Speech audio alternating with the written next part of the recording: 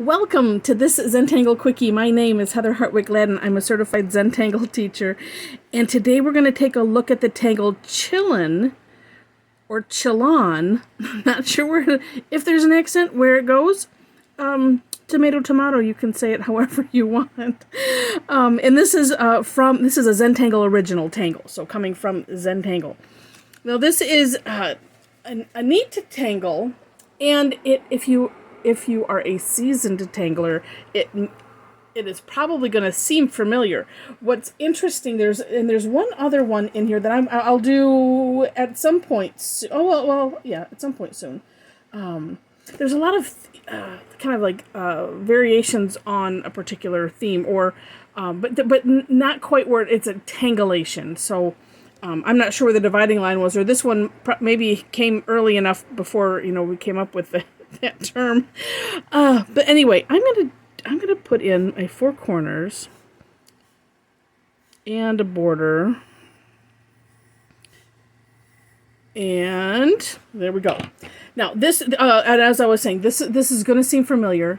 You know what? And I'll wait till the end to talk more about that. I'm gonna do that. All right. So this one is a grid pattern, but it's like on the angle. So what I'm going to do is I'm going to draw it crosswise. Whoops, and I don't want it too small. That's about good. Everything is, you have to kind of gauge how small do you want it, or how big do you want it. Because it's like you want to fill whatever the space is, but at the same time, and it depends. If you're using Zentangle for a meditation, like I have done some where it's like, okay, I made this small enough. It's going to take me, several days to get this finished. But it's okay, because it's a joyful going to take a couple days to get this finished. But it is something to think about as you're setting up a grid or something like this. All right. Now, once you have your grid, pick a side. Now I'm following what Zentangle had in their step out. I'm gonna follow what they had. So I'm gonna I'm determining whether it matters or not. So on the step out, because I'm sure we can turn this around afterwards and see if it matters. They have the first step going on this side, so it would be the lower left side of the diamond. So that's where I'm going to do it. And I'm turning my tile because what we're doing is we're going to draw curved lines. Oh, and actually, I just realized how silly I'm being, because it's not like you didn't see the graphic to begin with to see what it looks like.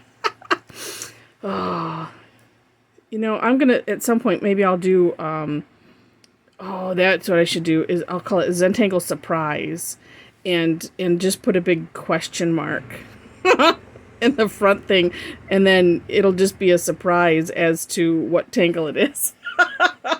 Oh, that could be fun. Well, actually, you know what? That is kind of like our Tangle Time Thursday. So if you want to do some live class fun, come and join us on Thursdays. It's a free class that I put on, and nobody knows but me what we're doing. Even my mother, who's co-host. I like to just throw her for a loop. All right. I don't tell her it's a test, because she's the artist in the family, so we have fun with that. All right, so we have this, wait, what did I say? On this left-hand side, and then, so then looking at it like this, where we have that first curved line on the lower left, curving in. Yes. I'm checking, because, I want to see if it makes a difference, because I didn't think about it beforehand. All right, then, looking at it this way, we're going to do, we're going to go over the top like this. So curved lines, it could be on the bottom line, but I'm curving them up.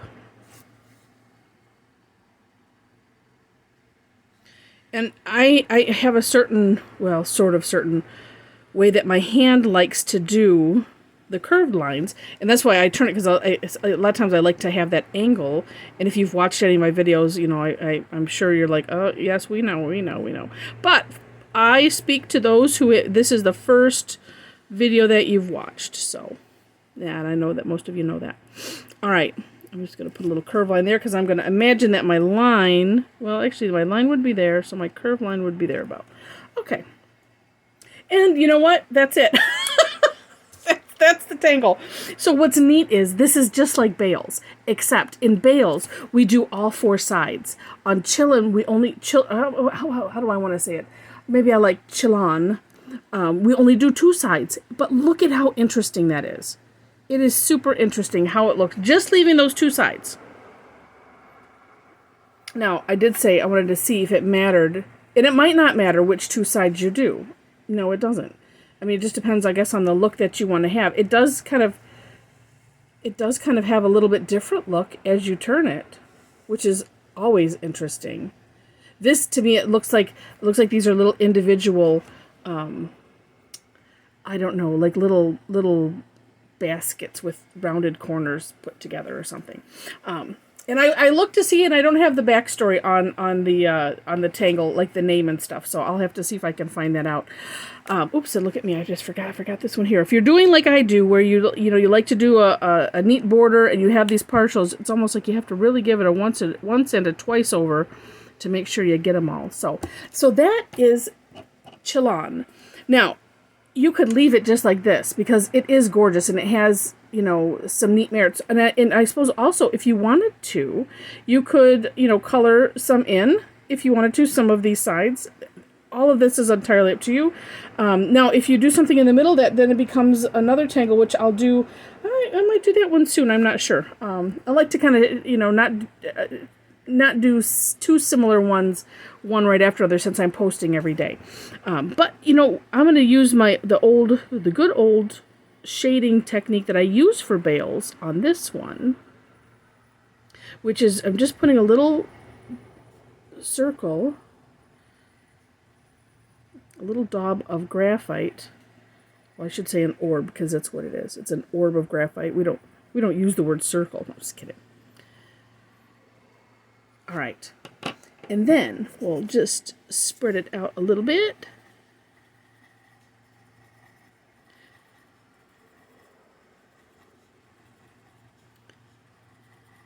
I have some ideas in my head, but I'm going to have to think through them a little bit more.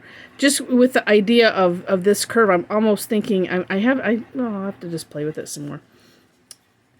If I do, I'll have to do a supplemental video on you know, extra things that we kind of come up with afterwards. But look at how neat that looks. Actually, I mean, it gives it so much motion. Oh, somebody's got a really loud radio outside. I have my window open. You know, it almost looks like, you know, something is bouncing through there, with having just the 2 curved lines. And it looks really, really neat. So just having this little bit of graphite kind of accentuates, you know, those little marks. Or it's, what is it, tufted.